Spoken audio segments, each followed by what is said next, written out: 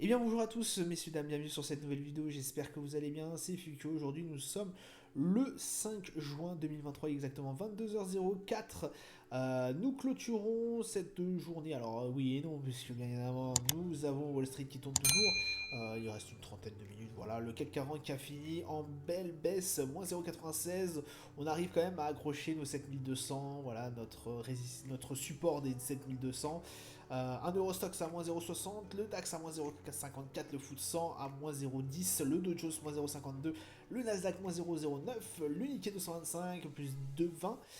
Pétrole Brent, on y reviendra très très vite, 76,57$, le Osdor 1961,67$, l'euro USD à 1,071$, le Bitcoin 26 779, palmarès du SRZ Transgem plus 21,98$, Inventiva plus 8,01 et Axwell Software plus 4,39.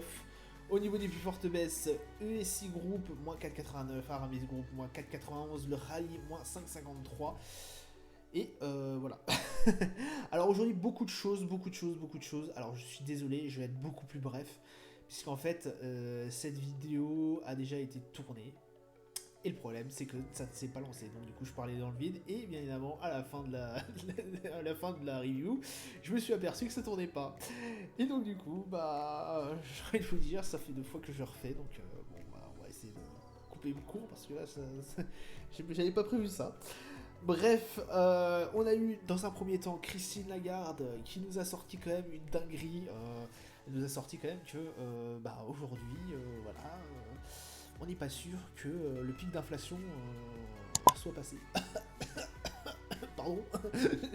Attends, Christine, calme-toi là quand même, Christine, là, qu'est-ce qui t'arrive là? Oula. Euh... ça, ça te parle le Crédit Suisse, Deutsche Bank? Non mais il nous sort pas des dingueries comme ça quand même. Là les marchés ils ont d'un seul coup à mon avis les investisseurs ils se sont dit oula. Ouh là là, attendez là. Attends, les prochaines hausses là, c'est quand? Attends, on avait prévu 25 points de base. Ou attends, peut-être 50 là prochainement alors du coup. Donc bref, là ils ont pas du tout apprécié forcément. Parce que quand elle dit ça, hein, pour ceux qui comprennent pas, elle dit peut-être indirectement, bon, en fait, il y aura pas de pause. Alors déjà j'avais pas prévu, je crois que c'est enfin je crois que la BCE n'avait pas prévu de pause de tête, mais là je pense qu'il n'y en aura pas du tout. Donc on va continuer la hausse des taux, et ça se trouve en fait, bah, je l'ai poussé encore plus. Mais bon ça plaît pas trop forcément Blanc, là déjà qui était en très grande souffrance, hein, et puis d'ailleurs ça devient un peu chaud là au niveau au niveau des prêts, ça devient un peu chaud au niveau de l'immobilier là, voilà, il y a eu une réunion aussi avec l'État, les professionnels de l'immobilier ont fait la gueule hein, aujourd'hui, c'est chaud. Bref, on a eu pas mal de choses effectivement du côté de l'IMO aussi un peu, bon, j'en ai parlé vraiment très très brièvement, voilà, parce qu'il y a beaucoup d'actu. On a eu l'OPEP+, hier, qui, l'Arabie Saoudite est arrivée et dit bon, ça serait bien qu'en fait on réduise un peu le débit là. Réduisons le débit d'1,4 million de barils par jour. Voilà, ça a été l'accord. L'accord qui a fait pas grand chose. Parce que regardez, le pétrole, 76,40$. On avait commencé, je crois, la cotation à 77, 78, je crois, je sais plus. C'est reparti en baisse. C'est reparti en baisse. On n'a jamais réussi à dépasser les 80. Bon alors, je m'étais trompé, pardon, excusez-moi. J'avais dit que pour eux, un prix intéressant, ça serait 100$ le baril. C'était l'objectif de l'OPEP+. Ils l'ont révisé, je crois. Là, ils l'ont révisé. Ils ont dit, bon, 90$, ça me paraît pas mal en fait. Bah, je ne sais pas si tu atteindras les 90$. Parce que vu la tête que fait la Chine en ce moment là, pour relancer son économie, malgré certains bons chiffres, ça sert un peu des fesses là, au niveau chinois. Bref, voilà, on a eu ça. On a eu Christine Lagarde. On a eu Apple. Apple qui vient de finir sa conférence. Apple qui a fini en baisse. Apparemment, le casque VR n'a pas trop plu aux investisseurs. Oui, puisque ça a été la grosse nouveauté d'Apple. Hein, grosse nouveauté d'Apple. Casque VR, machin et tout. Ouais, ils y croient pas trop, là, je pense, les investisseurs. Pourtant, alors oui et non, ils y croient pas trop, puisque en fait on est quand même toujours sur nos plus hauts historiques au niveau de l'action Apple. Donc écoutez, toujours intéressant. Mais là, je vous avoue que la dernière fois que j'ai regardé l'action Apple, on était à moins 1%. Donc bon, bah, Alors pendant la conférence, c'est vrai qu'on était entre le bon, le positif et le négatif. Là j'avais plutôt l'impression qu'on était dans le négatif à la fin. Donc écoutez, à voir par la suite, hein, mais pour l'instant, c'est nous qui l'emporte. Pourtant, ils ont fait pas mal de progrès, hein, voilà, le casque VR, alors c'est comme le casque de ski, peut-être que je vous mettrai l'image sur la miniature.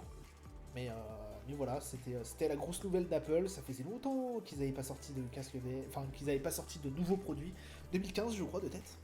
Donc, eh ben, écoutez, voilà, hein, ça plaît ou ça plaît pas. Hâte de voir ce que ça rend, hein, hâte de voir ce que ça donne plutôt. Et voilà, je pense qu'on est. Ça peut plaire aussi, ça peut remonter un peu la tech, hein, parce qu'on sait que Meta est très porté là-dessus. Apple, bah, du coup, avec ce casque VR, rentre un peu dans tout ce qui est effectivement euh, bah, dans l'univers un peu méta, j'ai envie de vous dire, avec dans l'univers un peu. J'ai oublié le terme, m'en voulez pas. Un peu dans l'univers du métaverse, voilà, métaverse. Y arriver, du métaverse, un peu dans le, ouais, de la réalité virtuelle. Voilà, ouais, effectivement, ça peut donner des grandes idées, ça peut amener à un nouveau marché.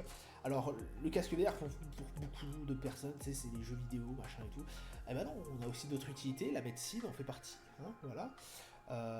C'est sûr que, alors, c'est sûr qu'on pourra pas forcément, alors, on pourra pas forcément oui et non, puisque apparemment, les cartes graphiques, les processeurs qu'ils ont mis à l'intérieur du casque, c'est pratiquement incroyable, ça ressemble énormément à la réalité, enfin, ça reproduit pratiquement la réalité même. Donc écoutez, hâte de voir ce que ça donne quand même, hein, je suis assez curieux. Mais bon, pour l'instant, ça n'a pas trop pris, ça n'a pas trop plu aux investisseurs. Voilà, ça. Et la grosse actu, messieurs dames, une des grosses actus, c'est l'ISM service qui a reculé aux États-Unis. Oh là là, la catastrophe. La catastrophe. Pourquoi Alors pourquoi ça a reculé pourquoi ça a reculé Ça a reculé, voilà. Je pense que l'inflation y est pour aussi beaucoup de choses. Mais aussi ça a reculé, mais d'une façon incroyable. Parce que c'est-à-dire que l'ISM service, on attendait à 52,2 je crois. Le mois dernier on était à 51,9. Et là on est redescendu à 50,3 je crois. Ouais, 50,3. Je vous rappelle en fait ce qui se passe quand l'ISM service descend aussi bas. Pour certains analystes en fait, le niveau des 50 il est charnière, c'est-à-dire que soit on est en récession, si on est en dessous de 50, pour eux on serait en récession. Enfin, en tout cas, ce serait le gros indicateur, l'un des gros indicateurs qui nous indiquerait qu'on est en récession. Et en fait, au-dessus de 50, bon ça va, on est un peu en expansion d'activité, machin, ça va. Là, on a fortement reculé quand même. On attendait à du plus, on a eu du moins. Donc là, ça fait un peu la grimace au niveau des indices. Voilà. Calendrier d'annonce économique, hein, je fais vraiment très très vite, hein, je suis désolé, sinon je pars pendant 3 heures et puis à minuit on sera toujours en train de faire la débrief. Balance commerciale allemande, très très bien, 18 millions, 18 milliards, pardon, 18,4, très très bien, incroyable, enfin, les Allemands c'est du solide, hein, c'est quand même du costaud, ça pense Mercedes, ça roule Merco, enfin, des trucs de folie quoi. On voit que là ils nous mettent la pine incroyable parce que vraiment, regardez la balance commerciale française, ça fait peur parce que eux ils sont dans le positif et ils sont en récession, hein, n'oubliez pas. Voilà, nous on est. J'ose même pas le dire. On n'est pas en récession, mais on n'est pas bon au niveau de la balance commerciale. Bon, après, ça fait pas tout, mais bon, voilà, c'est pour vous dire la solidité de la Dutch, des Dutch. C'est incroyable. L'ISM du coup, hein, voilà, 50,3. Grosse grimace hein, sur cette actu. 52,2 hein, quand même, on attendait bien au-dessus. Valeur précédente, 51,9. Gros problème là. Demain à 6h30 du matin, bon, autant dire que je relis, décision des taux d'intérêt de la RBA, donc du coup de la Banque Centrale Australienne, donc à regarder quand même assez près. On aura aussi la vente au détail que je trouverais assez intéressante quand même à regarder au niveau de l'Europe. Et on aura l'IV PMI au niveau du Canada à 16h. Voilà, ça sera vraiment la grosse actu aussi. Voilà. Au niveau de nos marchés. Alors, nos marchés, hop là, juste ici. CAC 40, CAC 40 au sauve d'in extremis, j'ai envie de vous dire les 7002 points. Encore sauvé par ce support qui tient pour l'instant, hein, on espère qu'il va tenir encore un peu. On a aussi voilà, une grosse résistance aux alentours des 7000. L'autre prochaine grosse, le gros support sera aux alentours des 7000. Et notre résistance est à 7004. Voilà. Donc, bah écoutez, pour l'instant, un peu chaud au niveau du CAC. 41 au niveau du RSI. Hein, voilà, ça fait un peu la tête quand même. Et MACD, forcément, en tendance baissière. Voilà. Je regarde quand même si je suis toujours en train de tourner. Le DAX, 15 900 et des poussières. On est sur la résistance des 16 000. Écoutez, on s'en sort pas si mal que ça, en tout cas pour une économie en deuil, enfin en récession plutôt. RSI 51, donc vraiment on est sur le point de la neutralité pratiquement. Un MACD voilà, sans réellement de tendance. Gros support au niveau des 15 006 et grosse résistance au niveau des 16 000. Hein. Après, c'est les plus hauts en tout cas au niveau du DAX. Le Brent, comme je vous ai dit, on a commencé à coter aux alentours des 77 dollars 75. On est redescendu en baisse incroyable sur cette séance. 76 dollars 49. Au bout d'un moment, ça a pris un peu de haut. Ça n'a pas duré très longtemps. RSI, bon, neutre 50, 49 et quelques, et un MACD toujours en tendance baissière, hein. On le voit bien, ça se fait un peu la gueule, ils sont obligés de s'appeler entre pays pour dire à combien de barils ils vont nous supprimer encore pour que le Brent retape les 90. Bon, pour l'instant, ça fait pas beaucoup d'effet. Le 11 d'or 1961, bon, toujours sur notre support des 1955, avec forcément notre grosse résistance aux alentours des 2000, je vous explique pas la barre des 2000, extrêmement importante, extrêmement dure à trépasser, enfin à dépasser plutôt, dépasser. Un RSI à 46 et un MACD en tendance baissière.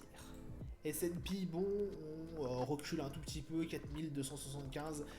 Notre objectif et notre résistance est aux alentours des 4003, donc largement possible d'aller la chercher durant cette semaine. 4150, ça sera notre support qui nous a permis de rester quand même pendant un bon bout de temps au-dessus. Hein, voilà, on a été faire titouiller un peu à droite à gauche ce support. On a bien résisté. Hop, maintenant, ça serait bien d'aller chercher les 4003. Nasdaq qui s'en sort voilà, sur une journée tout juste à peu près, hein, parce que là il reste quelques minutes. Tout juste dans le vert hein, pour l'instant. Grosse résistance au niveau des 15 150, pardon. 15 150. 14 000 est notre support. Écoutez, pour l'instant, ça se passe super bien au niveau du Nasdaq, hein, je vous le répète pas. L'IA, forcément, qui booste tout. Forcément qui booste aussi par exemple Nvidia, hein, Nvidia qui se gave en ce moment. Voilà, carte graphique forcément qui dit IA, qui dit carte graphique, qui dit puce électronique, qui dit Nvidia. Voilà. Pour vous la faire courte, RSI à 75, donc on est largement au-dessus de notre zone de surachat. Donc on est vraiment très en surachat, hein, vraiment ça se passe vraiment très bien au niveau du Nasdaq. On reprend des belles couleurs, c'est très bien. MACD forcément ça a explosé compteur là. Et puis voilà, très bien au niveau du Nasdaq, on est sur nos plus hauts depuis avril 2022 quand même. Donc ouais, ça un petit temps quand même. Le Dow Jones qui lui fait une petite baisse, bon j'ai envie de vous dire par rapport à la séance magnifique qu'on a eu vendredi, c'est bien, ça on recule un tout petit peu quand même. On est à 33 566, gros support au niveau des 33 000 tout court, donc voilà, je vous l'ai dit maintes et maintes fois, avec un 32 500 vraiment charnière, hein, à partir du moment où vous voyez qu'effectivement ça baisse en dessous des 32 500, ça risquerait d'être compliqué. En tout cas, les 34 300 sont toujours aussi notre résistance, donc à voir par la suite si ce seuil pourrait être dépassé un jour ou l'autre, parce que ça fait pratiquement un an, bon, peut-être pas abuser, mais ça fait je sais pas combien de temps, ça fait depuis 14 novembre qu'on n'a pas bougé de ces niveaux. Alors si, on a eu des petites vagues là où, là, SVB, Crédit Suisse et tout, donc, mais là, vraiment, ça a repris un peu de couleur, bon. On est toujours sur cette latence. Et je pense que, en tout cas fondamentalement, c'est pas prêt de bouger. tant qu'on n'aura pas de meilleures nouvelles. Et oui. Donc voilà, ça sera tout pour moi pour aujourd'hui. Je vous souhaite une excellente journée, une bonne soirée à vous. Je vous dis à plus tard. Ciao, ciao.